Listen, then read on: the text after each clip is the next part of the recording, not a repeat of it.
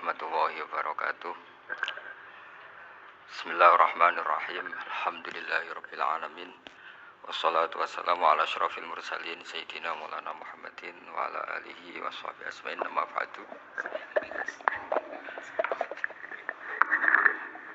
Ingkang sangat kula hormati Kiai Haji Atabik Ali dan keluarga, Kiai Haji Jirjis dan keluarga, wonten pernah Mbah kula sedanten, wonten Mbah Nafis, wonten Mbah Ida sedanten kang hormati.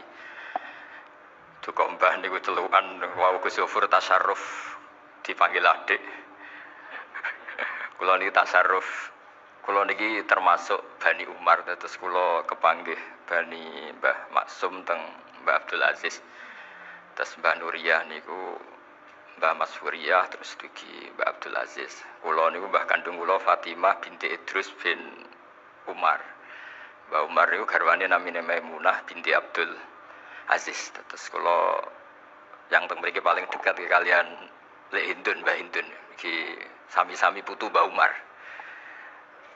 Nggih kalian rileks kula badhe nerusaken cerita Gus Yofur, cerita Mas Maftuh, dan saya tidak akan gojlok karena beliau sudah punya tawaduk, sekarang sudah membaik. Karena saya juga heran kok beliau kelihatan pinter begitu malam ini. Saya pernah dijazahi bapak, kata bapak gini, "Hak, kon kudu terkenal ngalim, ora usah terkenal wali," kata beliau. Kenapa Pak? Wong nak terkenal alim itu bisa baca Wahab, Muhadzab, itu sing hasud sinau itu ya bagus karena ada kompetisi. Yang mengidolakan terus belajar halal haram itu juga bagus. Tapi nak terkenal wali tok itu kadang orang sowan nggo gula njuk donga, dadi rada-rada masalah. Makanya saya pernah matur sama Lek Hindun, Mbah Jir itu, Mbah Idris itu. Saya kalau muji Mbah Hamid Pasuruan mesti al-alim dulu. Karena itu kenangan saya, beliau itu orang alim. Bisa baca Jambul Jawamek, bisa sampai ketika di Termas juga beliau diberi gelar Shahibul Jamil Jawamek. Jadi saya teruskan cerita Gus Yofur. Dulu yang di Termas termasuk mbah saya, terus Mbah Ali, Gus Habib, sama Gus Muhammad. Terus dulu Mbah Munawir hubungannya dengan Kiai Mahfud Termas, dititipi Gus Muhammad, kemudian diajak ke sini. Karena Mbah Munawir orang Quran, singkat cerita Gus Muhammad ini menjadi alim dan hafal Quran. Terus jadi menantunya orang Betengan, terus punya anak Gus Harir, sekarang Gus Muham. Sehingga ini dzurriyyatan ba'duha min ba'd. Saya sendiri istri dari Mbah Idrus, mbah saya itu orang Kudus, namanya Sofia binti Maksum bin Soleh bin Asnawi Sepuh. Jadi yang Mbah Soleh ini dulu gurunya Mbah Soleh Darat ketika ngaji di Kudus. Sehingga silsilah ini harus kita jaga supaya kita punya tradisi yang benar. Saya tidak akan bosan-bosan belajar kitabnya Mbah Ali tentang Hujjatul Ahli Sunnah. Memang benar-benar belajar, artinya saya nikmati. Di antara yang saya kagumi yaitu ketika orang lain a priori dengan Ibnu Taimiyah, Bali itu ya kadang uji Ibnu Taimiyah, tapi ya kadang kritik. Yang dikritik tentu pendapat Ibnu Taimiyah yang tidak membolehkan orang ziarah Rasulullah SAW. Tapi yang dipuji adalah Ibnu Taimiyah meyakini bahwa qiraatul Quran itu tanfaul mayyit. Itu dipuji-puji sama Bali. Ibnu Taimiyah dikutip, Ibnul Qayyim dikutip. Saya akan cerita sedikit tentang tradisi hujjah. Dulu ulama itu kelihatannya sederhana, tapi kalau berargumentasi itu hebat. Tadi Gus Yofur menyebut kitab Mbah Hasyim itu mengharamkan kentong. Beliau masyhur itu punya kitab namanya Al-Jasus an Tahrimin Naqus. Intinya kentong itu haram. Secara dalil ini meyakinkan sekali karena ketika Rasulullah rembukan sama sahabat, kita dengan apa memaklumatkan orang kalau waktu sholat masuk? Ada sahabat yang usul pakai kentong, dzakalin nasoro itu Nasrani. Ya pakai buk itu semacam trompet besar, dzakalil Yahud. Kemudian ada yang usul kalau gitu api ya Rasulullah, dzakalil Majus. Sehingga dari hadis itu Mbah Hasyim berpikir kentong itu haram. Tapi Mbah Fakih Mas Kumambang itu mengkritik Mbah Hasyim dengan ngarang kitab Hazur Ru'us an Tahrimin Naqus. Jadi beliau komentari kitab itu sambil geleng-geleng kepala. Kitab kok keliru nganti ngono itu. Jadi cara pikirannya siapa Ki Fakih. Kentong di Indonesia itu kanggo wedhus dicolong gitu. pos kampling gitu. Kalau ada banjiran ya kentong, ada maling ya kentong. Jadi nggak ada persamaan sama sekali dengan kentong yang milik orang apa? Nasrani. Sehingga di pondok saya itu ada kentong tapi jelek sekali. Karena itu satu-satunya cara supaya beda dengan kentong yang di gereja. Kalau elek kan mirip kentong di pos kampling. Itu ya agak-agak ilmiah sedikit. Dulu ceritanya Gus Zofur itu saya teruskan. Itu singkat cerita, itu kalau yang di kejadian di Termas itu Mbah Dimyati sudah nyuruh semua kentong disembunyikan karena mau ada Mbah Hashim. Cerita itu mukarror di Kiai Fakih sama di Kiai Dimyati Termas. Setelah kentong dikumpulkan semua, Mbah Hashim datang, seneng, ngiranya Syekh Dimyati ini sependapat dengan beliau, yaitu sama-sama nggak ada kentong. Tapi setelah itu ada santri yang matur, Mbah Dim pun beres kentong pun kula delikno sedanten. Itu di depan Mbah Hashim. Jadi GR-nya Mbah Hashim bahwa Mbah Dim itu sependapat akhirnya hilang. Ternyata ini akal-akalan tuh gitu. Karena santrinya matur, Mbah Dim pun beres, danten kentong beduk sudah disembut singkirkan. Itu di depan Mbah Hashim. Saking lugunya santri, nah saking ikhlasnya agak ngerti mahalus syahid ini adalah Mbah Hashim. Saya mau meneruskan cerita Gus Zofur. Dulu, ini cerita dulu. Dulu Mbah Mun ngaji di Lirboyo, tapi Kiai Makhrus ngaji sama Kiai Khalil Harun. Kiai Khalil Harun itu adik juga sekaligus muridnya Mbah Umar Harun. Mbah Umar Harun itu generasi kedua setelah Mbah Ghazali. Beliau menantunya Mbah Ghazali, tapi ya sudah ponaan. Sehingga tradisi ini penting karena saya berkali-kali bilang di mana-mana. Status orang tua dan mbah itu adalah terserah anak cucunya. Bukan terserah mbahnya, tapi terserah anak cucunya. Saya tidak akan bosan mengingatkan ini. Saya pernah di makamnya Nabi Yakub, itu ya dikemuli bendera Israel. Di makamnya Nabi Dawud. Nabi Ibrahim juga dekat sinagog. Sehingga Quran membela Nabi Ibrahim disebut maka anak Ibrahimu Yahudiyya wala Nasraniyya. Karena ketika beliau berposisi di Israel, kemudian penguasanya adalah Yahudi, bisa saja makam ini ditulisi dan distatuskan ala Yahudi. Ya seperti Nabi Yakub. Nabi Yakub itu nabi yang kita yakin tentu berkeyakinan beliau orang baik, orang muslim, orang mukmin. Tapi karena di desain mereka ya dikemuli bendera Israel dan disebut Abul Yahud. Karena kita tahu nama lain dari anaknya Nabi Yakub adalah Yahuda bin Yakub bin Ishak bin Ibrahim. Sehingga perasaannya orang Yahudi menjadi Yahudi itu yang ngikuti mbah-mbahnya. Nah khawatir saya ketika buyut-buyut kita kaya, buyut saya itu orang kaya dulu, namanya Badur Rahman. Itu kaya sekali, tanahnya banyak. Dulu cerita Mbah Hashim ya kaya sekali, Mbah Maksum juga kaya, Mbah Abdul Aziz juga kaya. Karena dulu itu inginnya kiai itu yo ketok sugih lah, gak ngel-ngelo santri. Tapi nanti kalau cucu-cucunya sudah tidak alim, itu tidak dianggap punya tanah itu karena untuk fasilitas santri. Aku tak kedonyan, mbah-mbahku ya kedonyan. Buktinya tanah yombo. Karena dia akan menafsiri sesuai cara berpikir. Makanya sanad keilmuan yang diceritakan Gus Zofur itu harus diulang-ulang. Kalau nggak diulang-ulang, maka kita akan berpikir sendiri untuk menafsirkan Masyayikhon al-Kiram atau Ajdadan al-Kiram. Nah, ini yang bahaya, yang sering Quran mengingatkan. Jadi ada status yang disematkan oleh anak cucu kayak orang Yahuda tadi, Yahuda bin Yakub bin Ishak bin Ibrahim, itu menstatuskan mbah-mbahnya yang bernama Ibrahim itu Yahudi. Sampai Quran sendiri yang bela maka anak Ibrahimu Yahudiyya wala Nasraniyya. Karena secara geografis sekarang Ibrahim di Israel dan otoritas itu juga milik mereka, sehingga mereka bisa masang-masang atribut yang menunjukkan kalau itu Yahudi. Beberapa al-alim al-alamah yang minna itu sudah wafat dan kadang-kadang dzurriyyahnya itu tidak kita. Kalau sekarang orang bahasakan kubu sebelah. Akhirnya ya nggak boleh dikholi, nggak boleh diziarahi. Terus seakan-akan yaqtaduna bi ra'yi, seakan-akan mereka berpendapat dengan pendapat syekh ini, padahal enggak. Nah sehingga tradisi ketersambungan sanad tadi, baik secara genetik atau secara asbab, itu harus terjaga. Saya beberapa kali banyaklah sering diceritain Mbah Mun. Dulu Mbah Munawir ini cerita ya, Mbah Munawir itu hak saking senenge kitab, ben santri ini iso ngaji kitab. Itu kalau ada alumni Lirboyo, alim disuruh baca muin di sini itu Mbah Munawir ikut. saking ingin tasjeknya, ingin ngajari santri bahwa ngapal Quran itu hafal tok, tapi yo paham. Dan penggalinya Mbah Munawir itu sampai klimaknya dulu Mbah Zaini itu nate nikah sama Nyai Komariah kalau nggak salah, binti Karib, binti Manap. Punya putra Gus Habib, Gus Toha yang diantara putrinya dinikahi Gus Rozin. Terus akhirnya kesampaian juga ketika Mbah Munawir punya mantu alim alama namanya Mbah Ali Maksum, angsal Nyai Hasyimah. Sampai pondok Kramcak ma'ruf bil ilmi, terutama ilmu sorof dulu karena Mbah Maksum itu komplain, fa'ala ya fulu kok terus fa'lan ya fa'ala ya fulu ya uful gitu kan. Masuk fi'il kok jejer isim gitu. Jadi dulu kata Mbah Mun itu ada persaingan ilmu sorof, sorofnya Mbah Maksum Ali Kuaron sama Mbah Ali Maksum Jogja. Jadi wali antok yang satu Maksum Ali Kuaron, yang satu Ali Maksum. Itu dulu saingan ngarang sorof.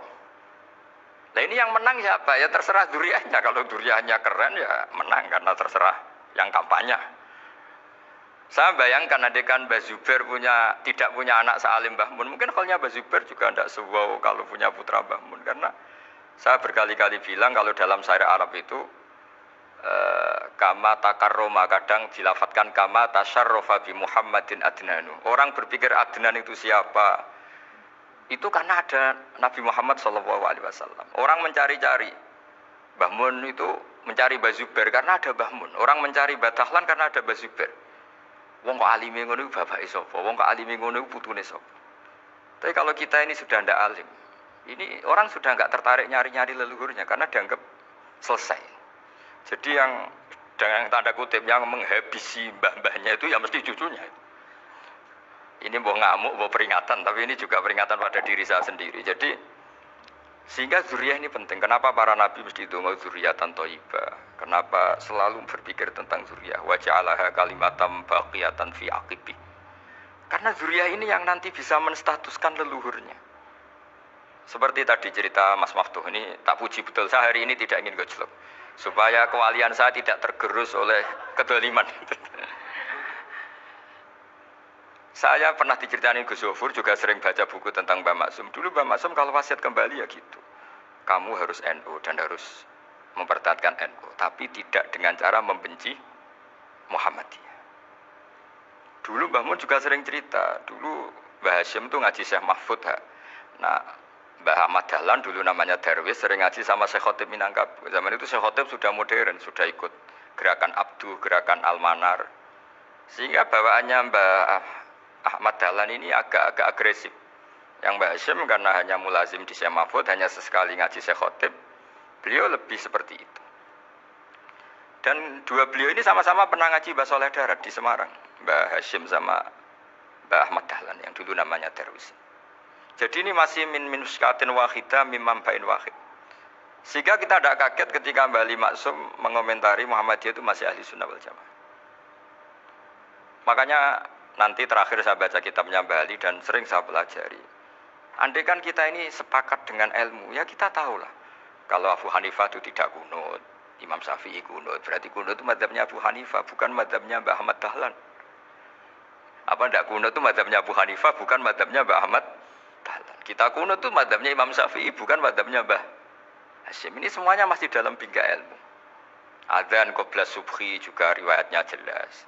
Tidak adzan ya sudah perilaku kita sudah jelas. Dulu Mbah Mun sering didik kita gitu. Saya sering dengar cerita kalau dulu Pak Arif Fakhruddin begitu hormat sama Mbah Ali, apalagi zuriyahnya Mbah Azhar Basir. Nah beliau dulu ngaji di Termas. Dulu itu enggak ada masalah karena semuanya dianalisis pakai ilmu. Tapi sekarang pakai identitas, yang kunut itu NU, yang enggak kunut Muhammadiyah. Berarti Abu Hanifah itu Muhammadiyah, Imam Syafi'i itu NU. Berarti Imam Syafi'i itu ya anak buahnya Ki Miftahul Ahyar kira-kira gitu kan. Nah, kan anak buahnya Pak Said Akil. Kan terus jadi repot. Dulu kita ini pengagum ilmu, bukan pengagum perbedaan. Sehingga di sini yang saya kagum dari sekian ceritanya Mbah Ali Maksum, supaya kitab ini to the point, supaya nggak lama-lama karena waktunya juga. Nanti kalau kemalaman ini kena semprit ini sudah. Ini diantara yang diceritakan Wali itu unik. Imam Syafi'i itu sering tawassul, sering wasilah sama siapa itu? Abu Hanifah. Ini sudah tak petakan, saya baca yang sensitif lah,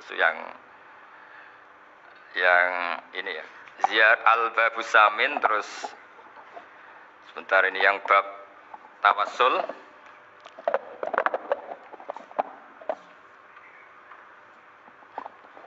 Ini halaman 90, mungkin santri-santri kerap ya bisa ngecek lagi di kitab Hujatul Ahli Sunnah. Ketika cerita tawassul, di antara yang diceritakan Mbah Ali Maksum adalah perilaku ya, bukan sekedar statement tapi apa? Perilaku. Perilakunya Imam Syafi'i atau ahwalnya kalau bahasa halusnya, yang selalu ke makamnya Abu Hanifah untuk tawassul. Padahal Imam Syafi'i itu orang yang secara ilmu sering kritik Abu Hanifah. Jadi ini saya baca ini di halaman 100, jadi tawassul mulai halaman 9 berapa ini? Sampai halaman ini yang qala sami'tu Syafi'iyya yaqul inni la atabarraku bi Abi Hanifah wa aji'u ila qabri fi kulli yaumin za'iran. Fa idza uridat li hajatun shallaitu rak'atain, halaman 100, waji'tu wa sa'altu wa ta'ala al hajat indahu fama tab'udu anni hatta tuqda. Kana al Imam Syafi'i ayyama huwa bi Baghdad yatawassalu bil Imam Abi Hanifah yaji'u ila dorihi fayusallimu alaihi wa yatawassalu ila Allah bihi fi qada'i hajati. Terus wa yatawassalu Imam Ahmad bi Imamin Syafi'i.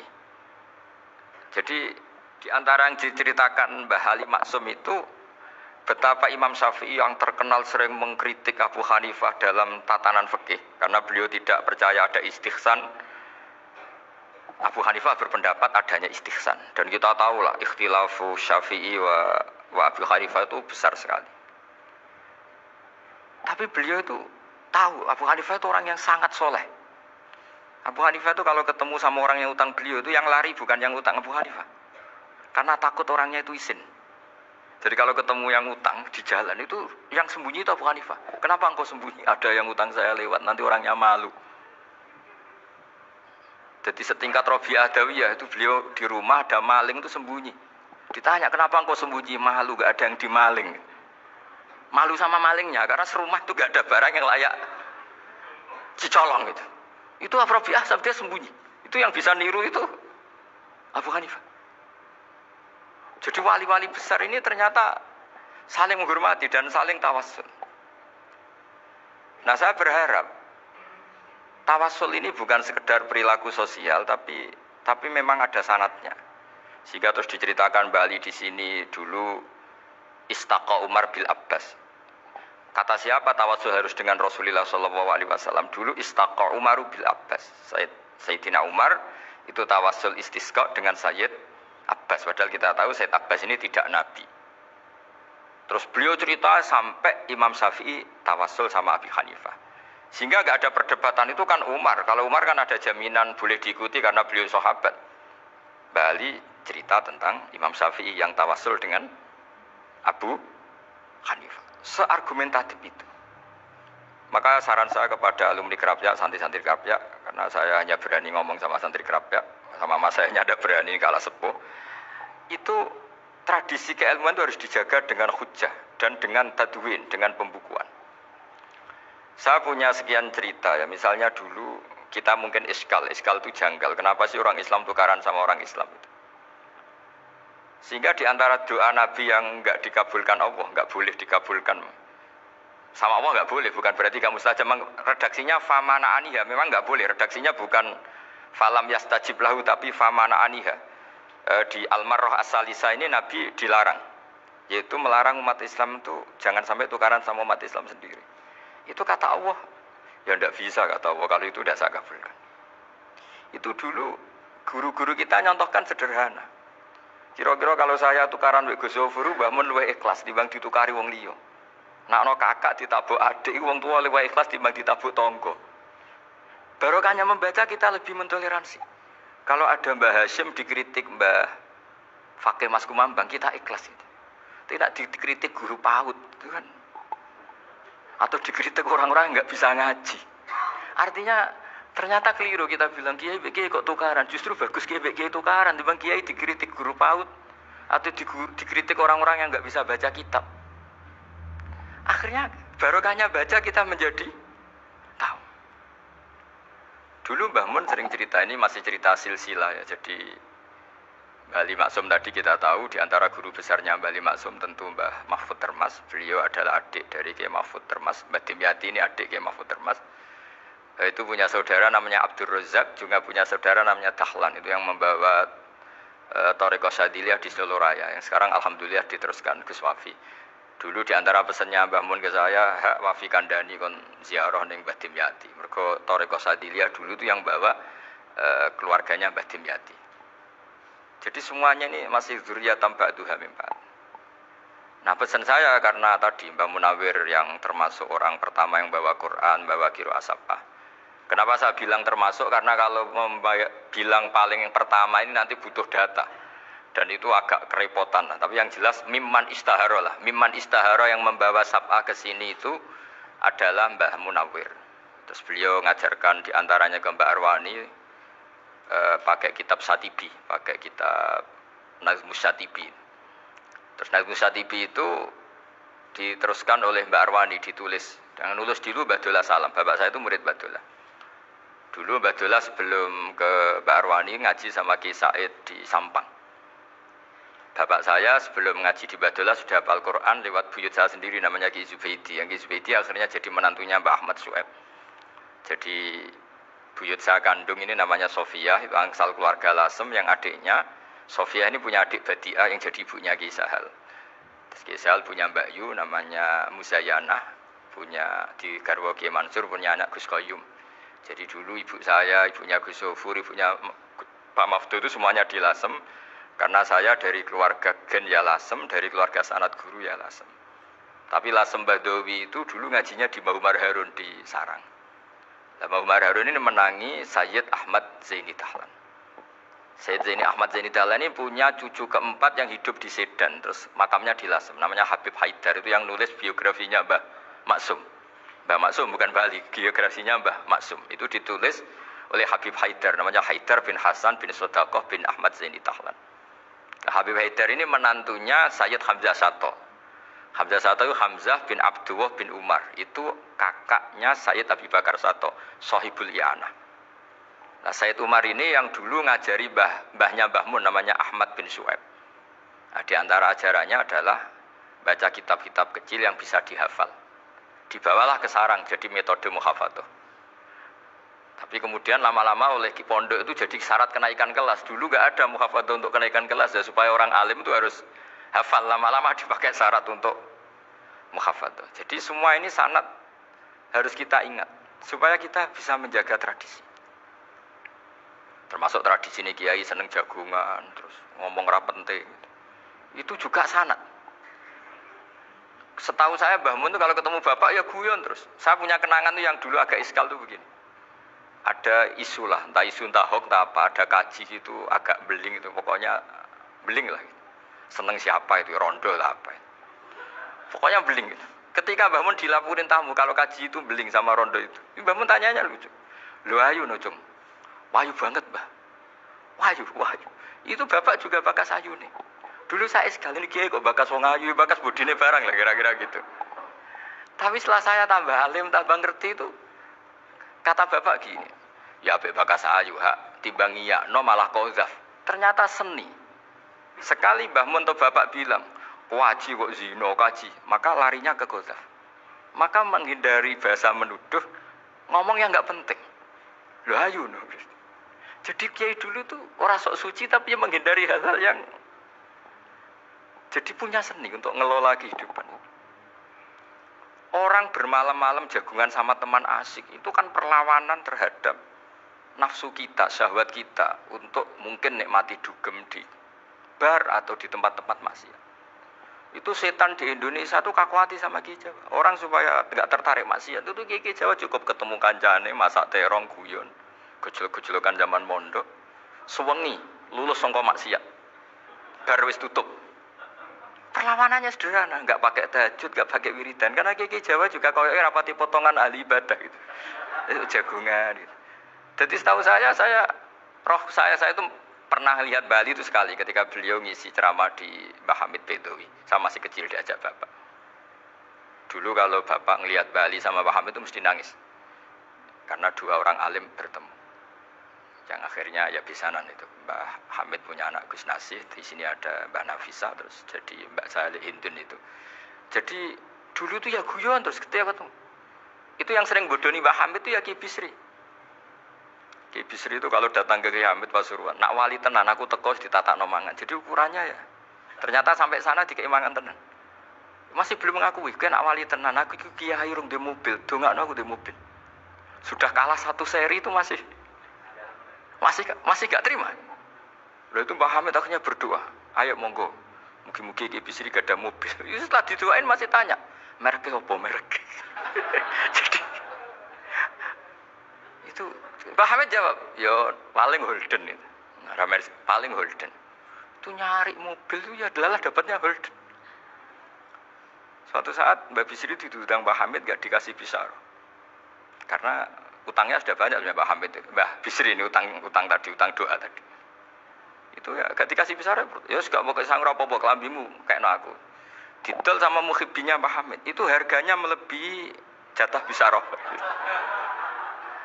Ketemu Mbah Hamid, Kang, susu Kang, mergo. Jadi dulu itu rileks, makanya ini yang diceritakan ke Zofur. Sebetulnya kalau kiai-kiai itu bersanad itu ya rileks, hidupnya itu rileks. Karena rileks ini perlawanan terhadap kemungkaran. Saya dulu musyawarah sering sama Gus Zofur usul fikih. Itu jelas di antara yang ditulis Lubil Usul itu. Ya kita tahu tadi misalnya sanad usul fikih, Mbah Ber itu sangat al-usuli, Kiai Zubair Dahlan, abahnya Mbah Mun. Punya murid di antaranya Kiai Sahal. Kiai Sahal punya karangan Thariqatul Husul, fi syarhi Lubil Usul. Itu Thariqatul Husul itu beliau ngendikan dalam mukaddimah bahwa saya bisa mensarah ini berdasar ngaji maknani sama Mbah Zubair. Terus beliau mengutip sarah itu dari kitab Nailul Ma'mul. Beliau ngendikan binus khotin khotiyah ghairi matbu'ah. Dan itu ditemukan di Kiai Mansur di Lasem, karena Kiai Mansur iparnya Mbah Sahal. Mansur bin Khalil itu diantara katibnya Syekh Mahfud. Jadi semuanya ini sambung. Mbah Ber saking ahli usul fikihnya, kalau ngajar usul fikih itu kalau guyon takriran saya ini lebih memahamkan ketimbang sarah. Ya sudah, terus Mbah Zubair Kiai Fakih, terus Syekh Mahfud. Di sini Syekh Mahfud termasuk orang yang dekat Mbah Munawir, sampai putrane Mbah Mahfud namanya Gus Muhammad dibawa Mbah Munawir, kemudian mondok di Termas diantaranya, terus dinikah jadi menantunya kalau nggak salah Haji Taslim di Betengan, kemudian sekarang duriannya Mbah Mahfud di Betengan. Ini nggak boleh hilang secara seperti itu. Diantara di usul fikih diterangkan, ketika diantara 5 hukum itu ada yang bernama mubah. Mubah itu boleh dilakukan, boleh ditinggalkan, dan kalau dilakukan ya tidak berpahala, tidak disiksa. Itu ada ulama yang protes. Protes nggak bisa seperti itu. Itsma min mubahin illa wa tahaqqaqu bihi tarku haramimma. Fa'il zamu minas sukun tarkul qatli wa minas sukut tarkul qadaf. Tidak bisa, mubah itu tidak ada. Kalau kiai jagungan semalaman, itu Allah ngitungnya itu hada taroka dugem, wahada taroka delok dangdut, wahada taroka kadawakata. Oh, itu luar biasa. Dan kita ngikuti yang seperti itu saja. Gak usah tahajud, gak usah witir telulas, kaya ora kuat timbang gremeng. Sewengi jagungan, setan ngenteni kita tergoda maksiat, ternyata maksiatnya sampai tutup, kiainya masih apa? Jagungan. Jadi jagungan saja ada ilmunya, bahwa itu perlawanan terhadap tarkul ma'asi. Sehingga bagaimana Anda katakan mubah ini mubah, toh gunanya adalah tarkul haram. Meskipun efek mubah juga bisa tarkul wajib, wae bojo blonjo turu. Karena wae ngrumat ibuke turu. Itu halal wajib. Jadi mubah itu resikonya ya bisa tarkul wajib, bisa tarkul haram. Sehingga kalau sanad ini terjaga secara baik, secara kultur, saya sering juga sahabat sama Gus Zofur, itu mesti tak niati gitu.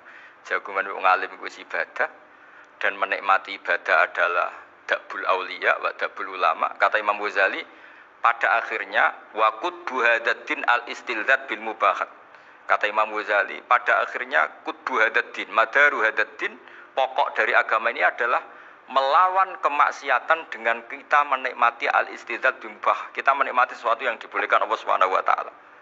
Dan seperti ini itu bisa qasmu dhuhri syaitan, bisa menghancurkan